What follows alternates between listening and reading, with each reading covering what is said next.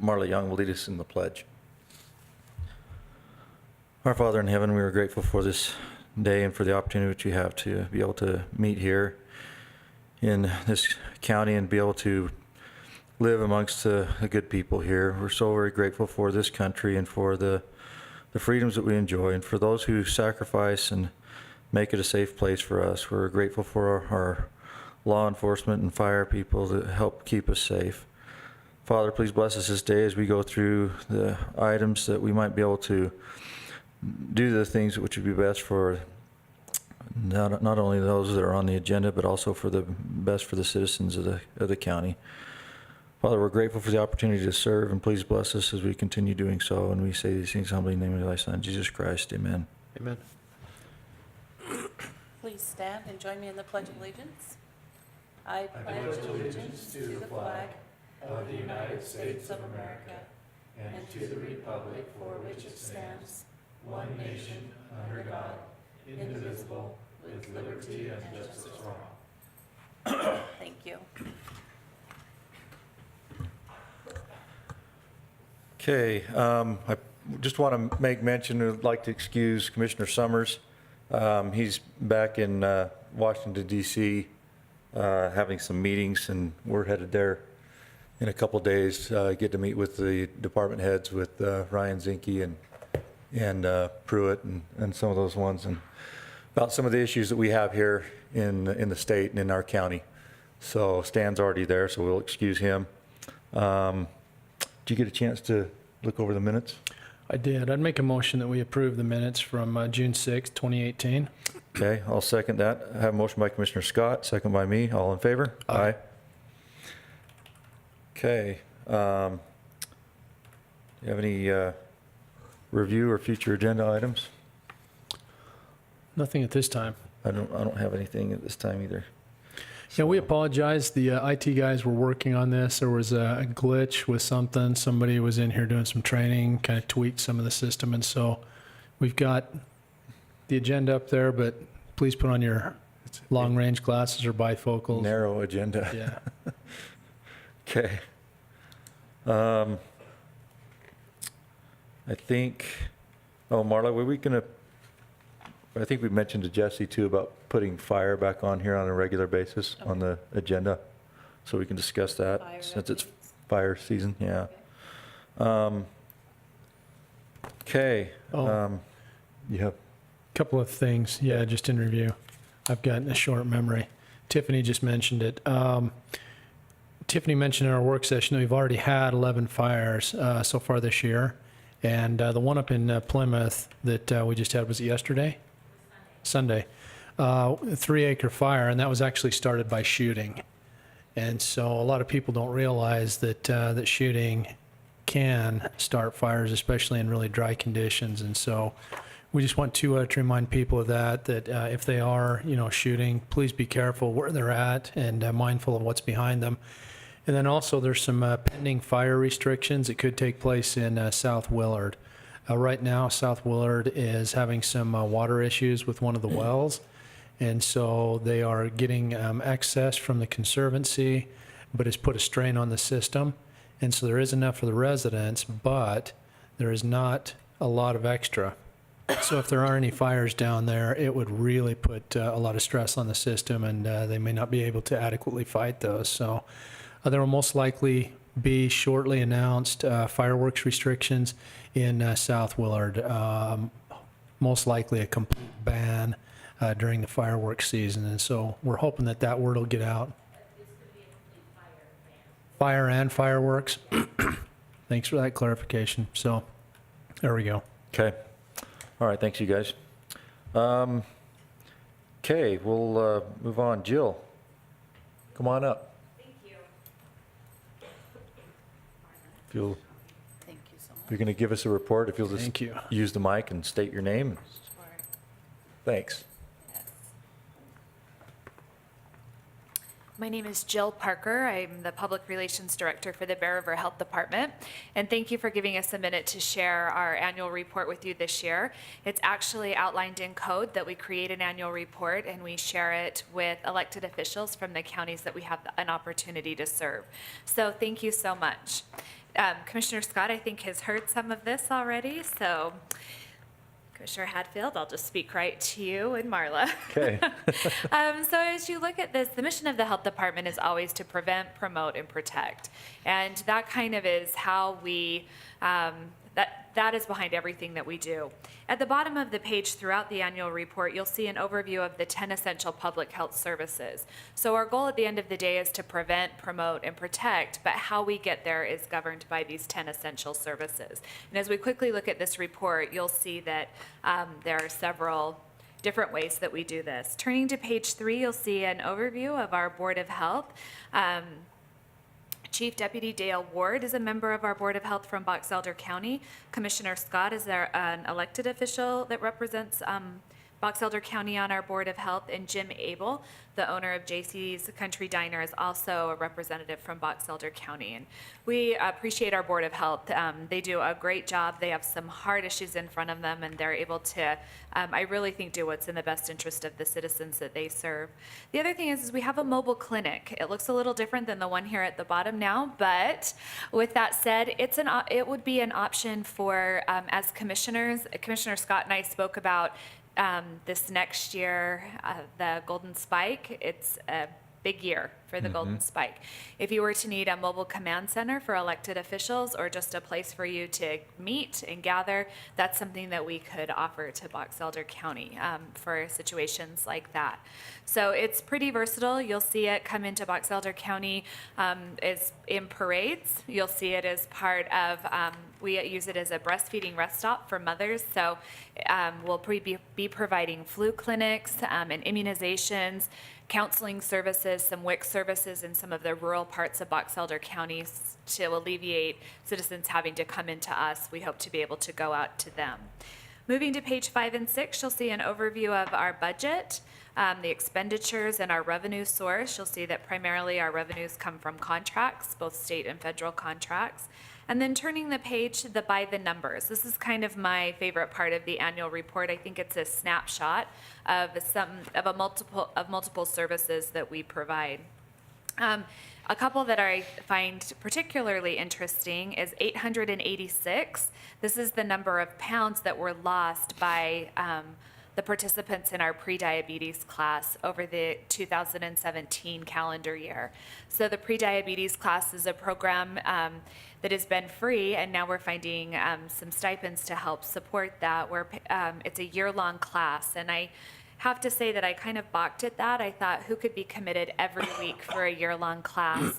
They meet weekly for the first 3 months, and then after that, they kind of reduce the number of times that they meet, and inevitably the participants don't want to limit the number of times that they meet. So we have to kind of wean them back from that. So there is a great commitment. 2,833, we'll talk about this a little bit more. These are the pounds of prescription drugs collected in drop boxes, and if I understand there's a new drop box in Box Elder County. So talking about prescription drugs, if we look at page 9 and 10, the focus of opioid addiction in our state and in our nation we've focused in on that in the last year. And our health district, Cache, Box Elder, and Rich County, as I'm sure you know, are not immune to this. We've been looking at multiple strategies to help address and support our communities in addressing this problem. One of them included providing naloxone kits, but most recently, we've been able to provide, it's called medication-assisted therapy, MAT. This is where it's actually an injection of Vivitrol is given to someone who's struggling. We primarily focus on opioid addiction, but it can also be used for alcoholism under the right conditions and circumstance. It's a wraparound service. It's a holistic approach where the individual comes in. The Vivitrol shot for them right now through the health department is free. It's typically about $1,500 an injection, but we have a grant that allows us to provide that for free. So they see a physician, but also it's mandatory that they see a counselor. So the counselor and the physician can work together to provide the best services for this, for the patient. On page 12, there's a story from an individual whose life was affected positively by the use of medication-assisted therapy to step away from receive treatment for opioid addiction. We have a new walk-in clinic at all of our offices in Cache, Box Elder, and Rich County. In Cache and Box Elder County, Brigham and Tremont, is an STD clinic where they used to have to make an appointment. We had to bill insurance, but now we have the opportunity that they can walk in at any time for an STD test. They can pay cash or we can bill their insurance. If you look on page 14, you'll see the top 10 reportable diseases. So there are a list of reportable diseases that are available on our website that is under construction, but it's going to be fabulous, I'm sure. But you'll see that our number one reportable disease was chlamydia, which is a sexually transmitted disease. We wanted to make it as easy as we could for the public to come in and be tested if they were concerned. Shifting gears a little bit, looking at page 15 and 16. Page 15, the top part are testimonials from some of our breastfeeding clients.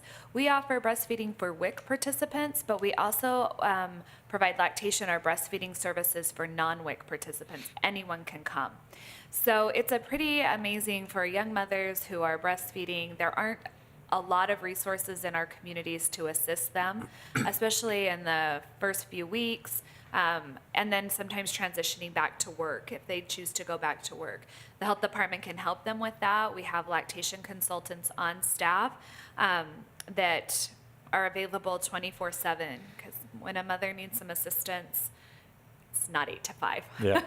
So we want to make sure we're available for that for the community.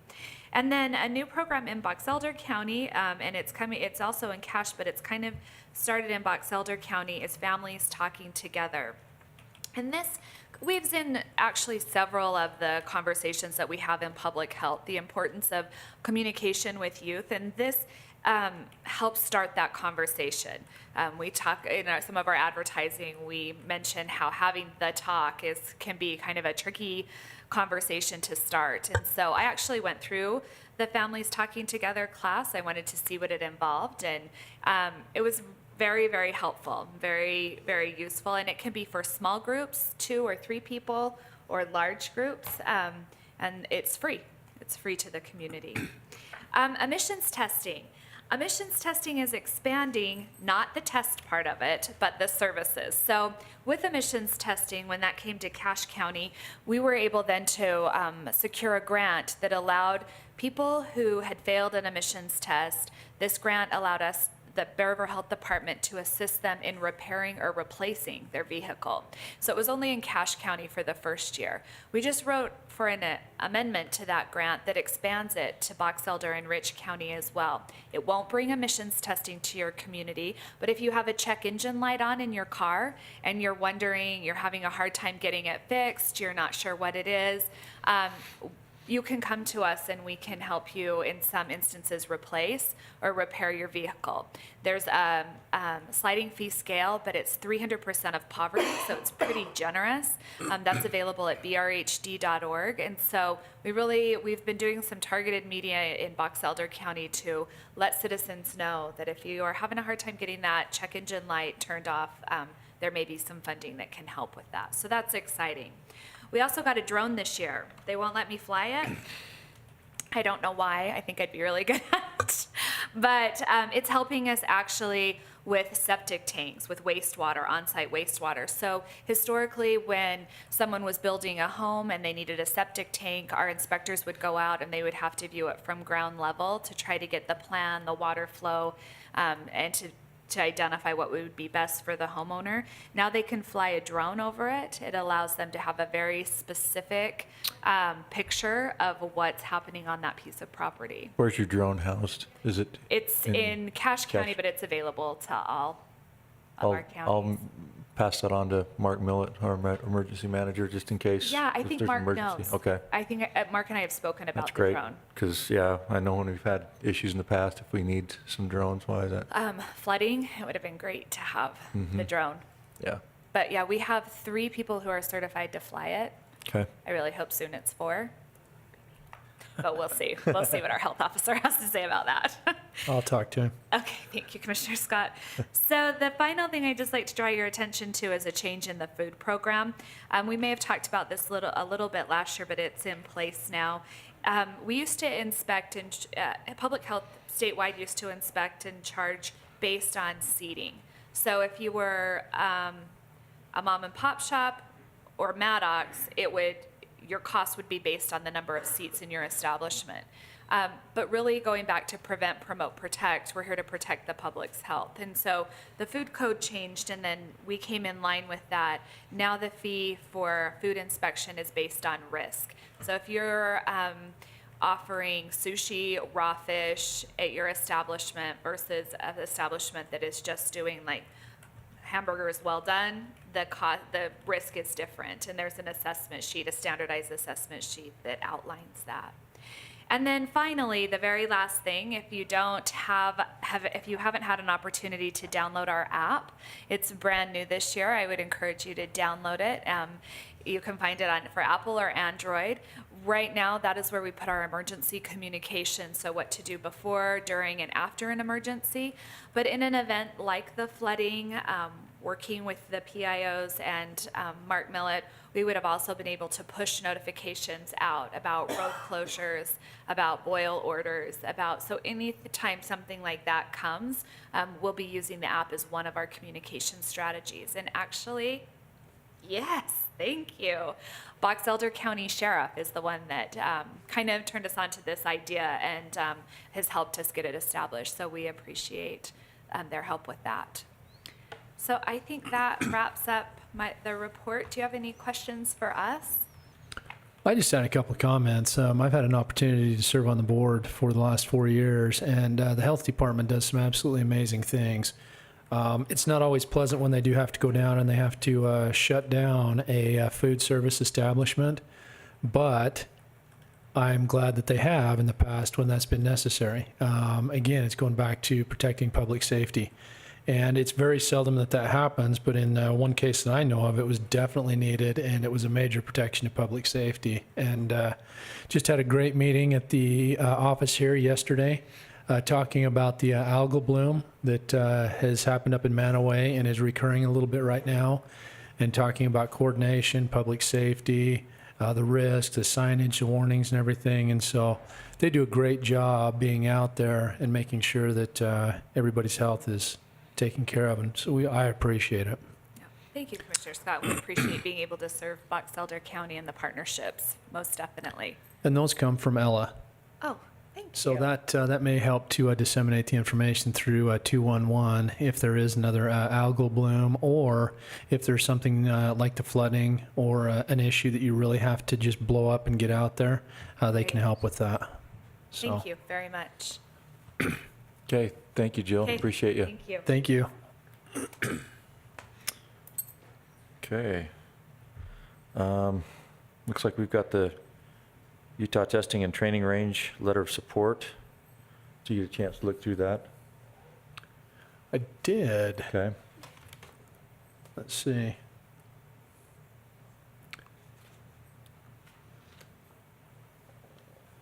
This has the one that they requested, and then do we have the actual letter here for us to? Okay. What this is, the Utah Test and Training Range is doing an expansion, and the munitions and the facility, they will not be expanding the range that the weapons will go into, but it's just a buffer zone because of some of the longer distance weapons that they are testing. And so what they will be doing is some of the land that will be impacted, we will be doing a land exchange with the Schools and Institutional Trust Lands Administration. And so we will be made whole for the federal lands that we're losing in the county. And SITLA will actually pick up some lands that are better suited for mineral extraction or for generating revenue, which goes back into the system and helps our schools. And so it's really a win-win for everybody. The Air Force has a better range to test on. We have better lands for SITLA. And so what we're doing is just writing a letter endorsing the exchange and the expansion. And so that's it. Okay. I guess, Yeah, so I would make a motion that we send the letter into Sitla endorsing the UTTR exchange. Okay, I have a motion by Commissioner, I'll second that. I have a motion by Commissioner Scott, second by me. All in favor? Aye. Okay. Looks like we're up to Fish and Wildlife.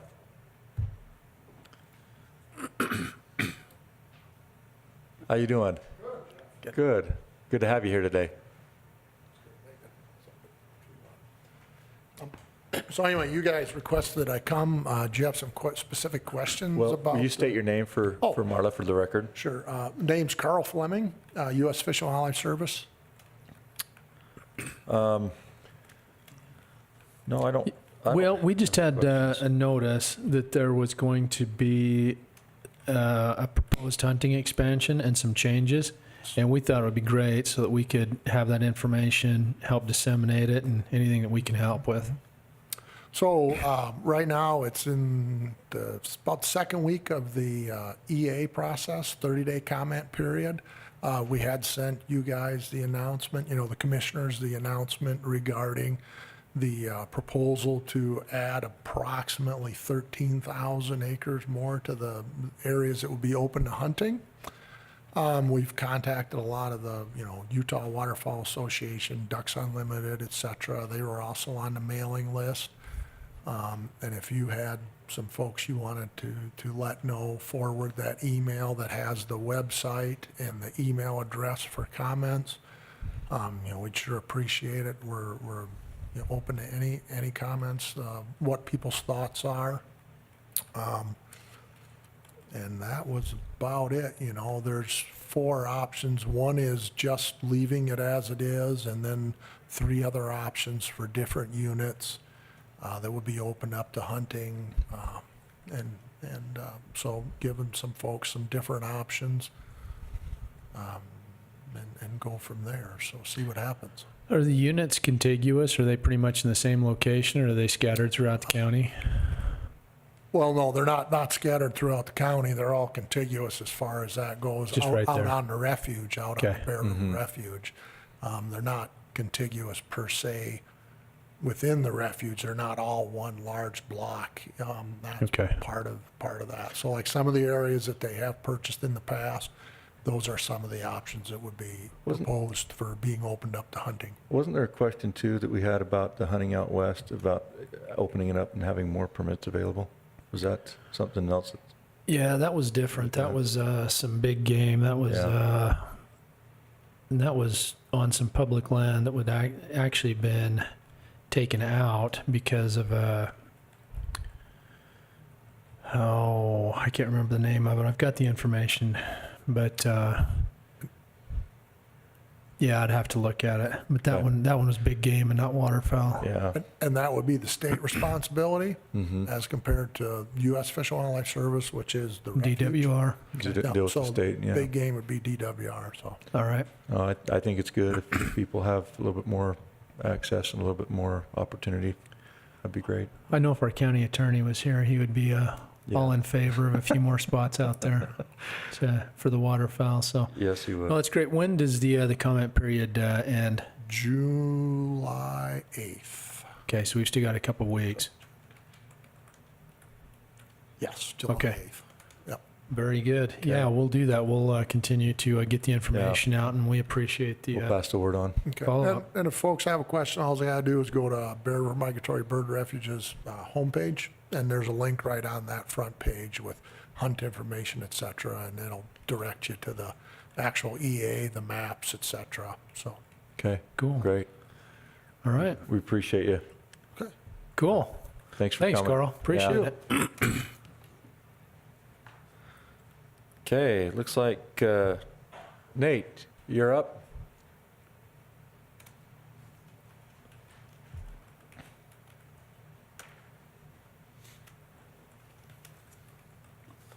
All right. I just have the tax rate resolution for 2018. It just need to pass this resolution and have a acting chair assign it here. Okay. So I've got this here. I got a chance to look through it and talk to Tom, so I'm good. Are you?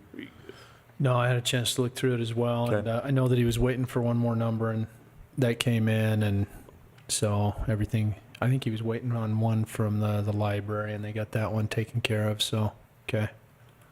No, it looked good. And it's Resolution 1802. Yeah, 1802. Okay. Yep.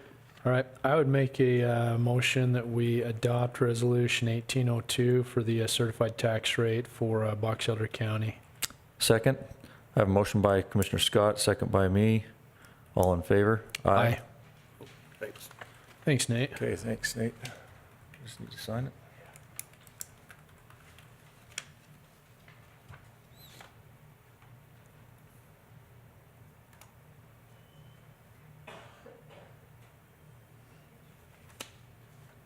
Okay. Thanks. Okay, Tiffany.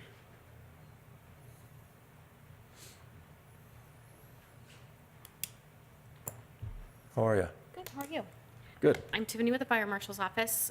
We have the grant suppression available to our residents of Box Elder County who are putting in their sprinkler systems, that we will pay part of their sprinkler system. We have a Lacey Hansing from Fielding that has fulfilled the requirements, and I just need your signature to do the reimbursement. Okay. Can you tell me the name again? I'm sorry. Lacey Hansen. Lacey.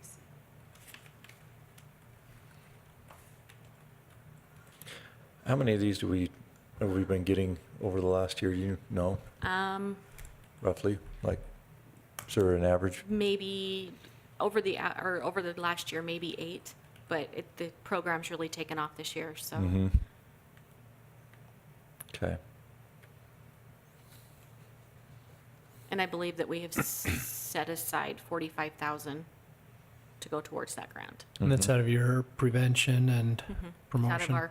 It's out of prevention. Okay. Very good. So she's complied with everything that she needed to on her end? Yes, she has. Okay. All right, very good. I'd make a motion that we approve the grant to go to Lacey Hansen on the suppression system. Second, I have a motion by Commissioner Scott, second by me. All in favor? Aye. Aye. Okay. And Thank you so much. you just need my signature? Yep.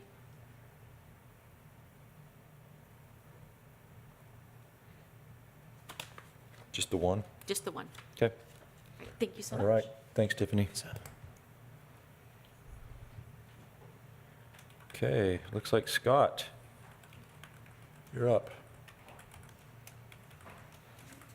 See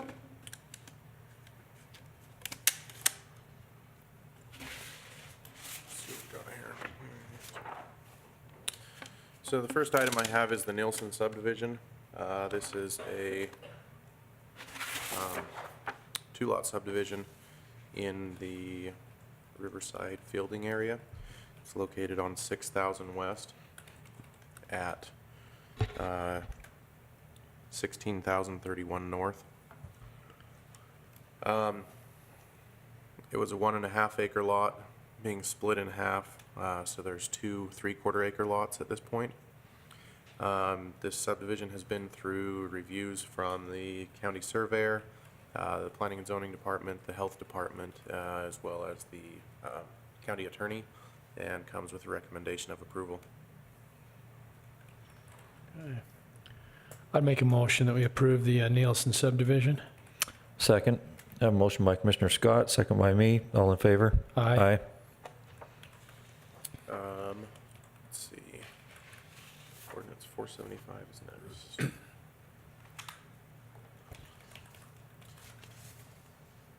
So if you recall, at the last meeting, we had a public hearing held for a petition for a road vacate in the Etna Grouse Creek area.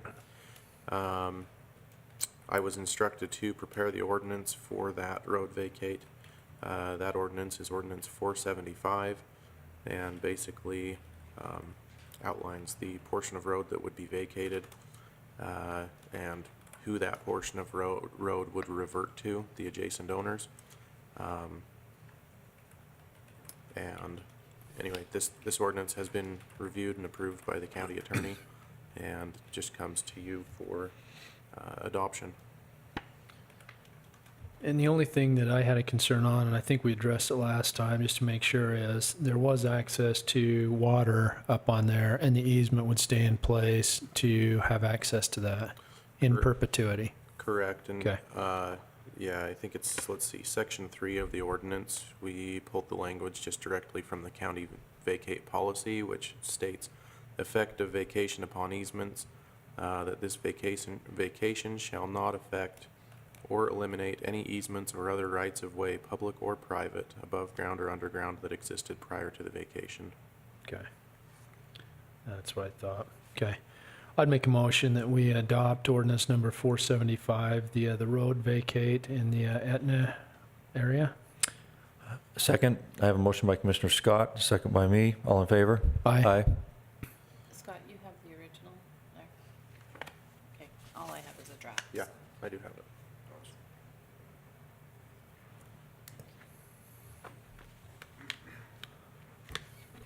Next item is the Pettit subdivision.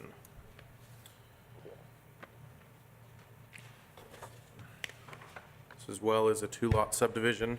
It contains 1.25 acre lot and a 0.64 acre lot. This subdivision is located in the West Corinne area of unincorporated county at 6695 west, 1600 north. This subdivision as well has been reviewed by the Planning and Zoning Department, the county surveyor, county attorney, and the health department. And all departments have forwarded a recommendation of approval. Okay. I'd make a motion that we approve the Pettit subdivision. Second. I have a motion by Commissioner Scott, second by me. All in favor? Aye. Let's see. Next item is agreement number 18-19. This is an agreement between UTA, the Utah Transit Authority, and Box Elder County. As we move forward to do a transit analysis for the region would cover Box Elder County, northern portion of Weber County, and the southern portion of Cache County. Approximately 2 months ago, I came before you with a letter to be submitted to UTA to, basically Box Elder County would act as the project managers for the study, but UTA holds the funds currently, so it would basically transition those funds from UTA to Box Elder County in order to manage the study. Originally, UTA was comfortable with the letter.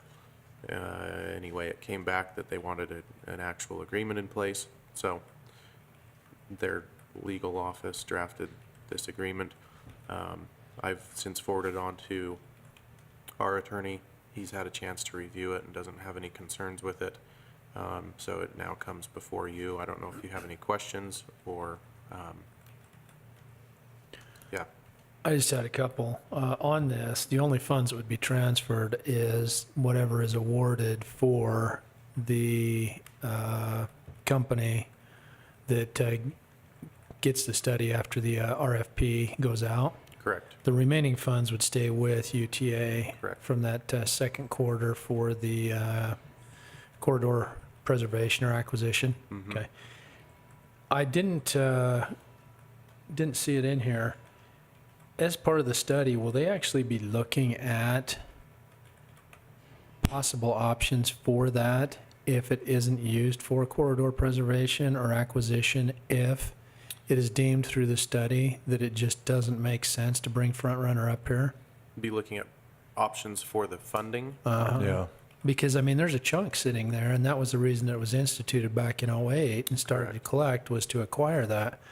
But now that they've closed down the Pleasant View station, if Front Runner isn't ever going to get this far north, or at least not in the next 25 or 30 years, it's kind of ridiculous to have that money sitting there. Yeah.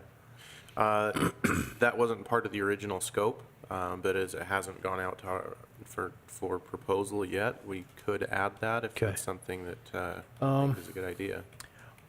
I'm happy to bounce that off the rest of the procurement committee and see what they think.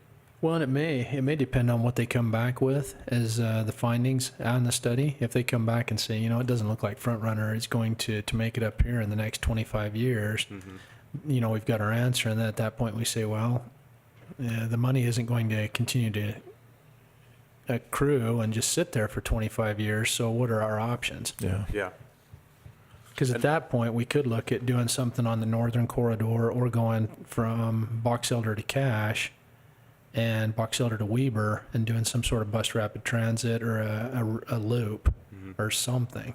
we'd probably have to So- find out when that quarter% was originally approved specifically. Yeah, it was in 07 and then it started to collect in 08, I believe. For what it was specifically approved for and Yeah. the process that would need to take place if Front Runner redeemed not viable. To release that. How that would need to be transitioned so it could be used for a different type of project. Okay. Yeah, we need to look into that. But yeah, that's definitely something we can look into. Because I've had some conversations with Matt at UTA, and, you know, he obviously knows that we're concerned, especially where Pleasant View is closed now. And looking at the options, and, you know, if there was some sort of a clawback where we could say, hey, let's get that and let's use it for this. And so, okay, Definitely. sounds good. No, those were my questions. Thanks. Okay, let's see. Do we have a contract number on this guy? Looks like it's 18-19. 18-19. I'd make a motion that we approve the agreement 18-19 for the UTA and Box Elder County Transit Analysis funding study. Second. I have a motion by Commissioner Scott, second by me. All in favor? Aye. All right, my final item is Perry City's request for reimbursement for corridor preservation funds. The project is CPF 17-04, and the application request was for maintenance construction along 1500 south from approximately 1200 west to 775 west in Perry City. Funding for the project was approved by the COG May 8th, 2017, and subsequently by the County Commission on May 17th, 2017. They have finished that project. The amount approved was $101,000, and that is what they're requesting be reimbursed. They outlined it as $98,420 and 27 cents was for construction costs and 3,402 and 75 cents for engineering costs. So the request at this point is just to approve that reimbursement, and this request for payment can be submitted to the county auditor's office where he can send them that check from that fund. Okay. This is the first project that went through the COG, isn't it? Or is it second This For- is Thought this was the first, for the fix-it style stuff? for Okay. construction and maintenance, this is the first. We've had, I That's what I think, thought. 3 for preservation. Yeah. Okay. I'd make a motion that we approve the reimbursement to Perry City on project ID CPF 17-04. second. I have a motion by Commissioner Scott, second by me. All in favor? Aye. Aye. Thank you. Thanks, Scott. Okay. Diane, do you have any, the warrant register?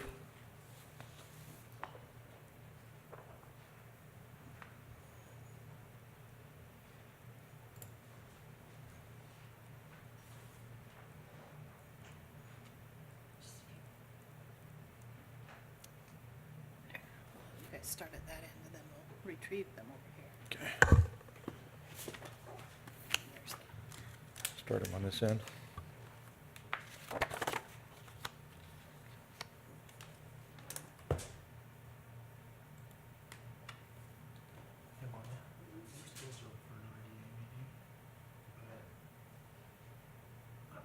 Do you have anything? Do you have the information? I know Mitch said he wasn't going to be here. I thought Steve was going to be here.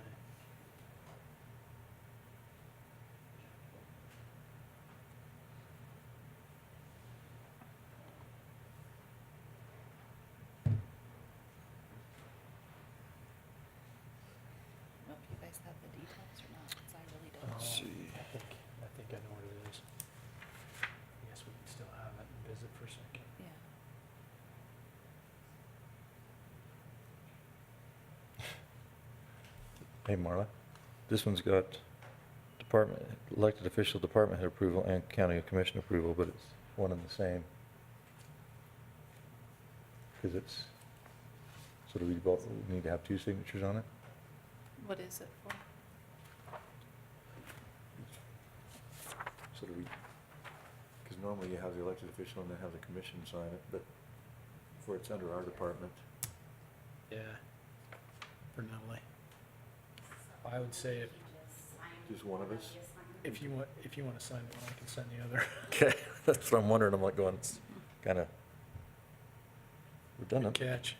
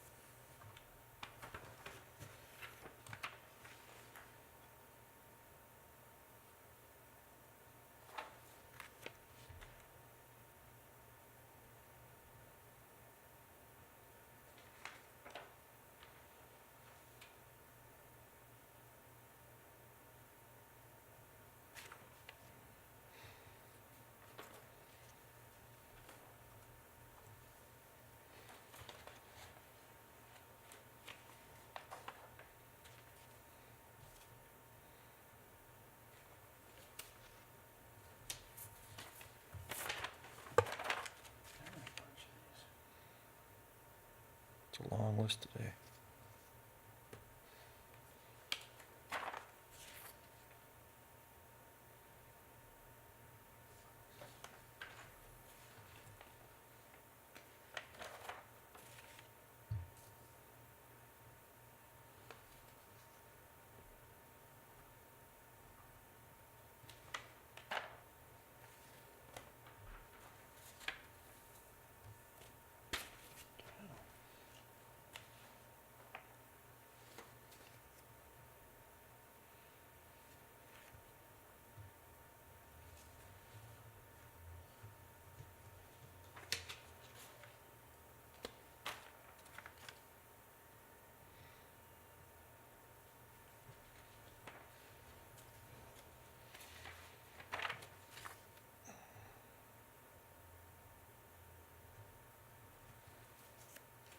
Sorry it's taking so long.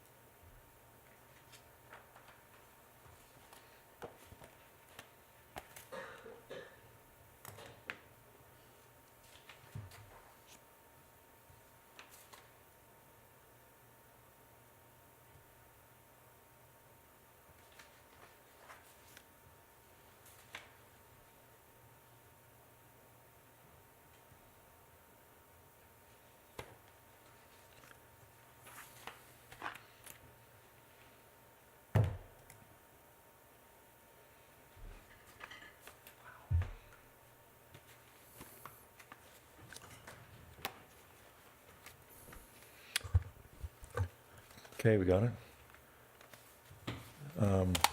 We need a closed session for RDA. RDA.